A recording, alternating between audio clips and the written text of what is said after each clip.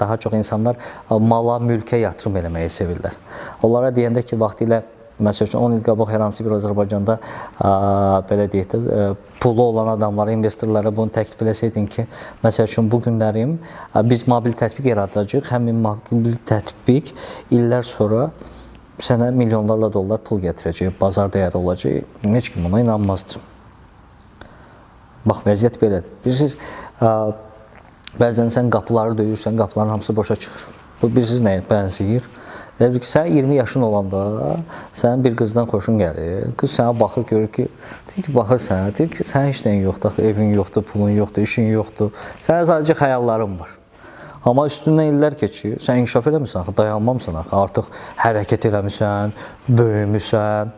Sənin o yaratdığın o partlayış böyük bir rezonansa səbəb olur.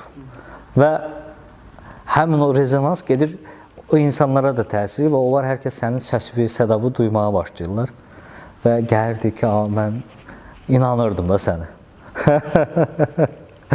Bax, bəzən ətrafımızdakı o investisiya mühitinin gəlməsi də buna bənzəyir ki, onlar çox gec zamanda gəlirlər.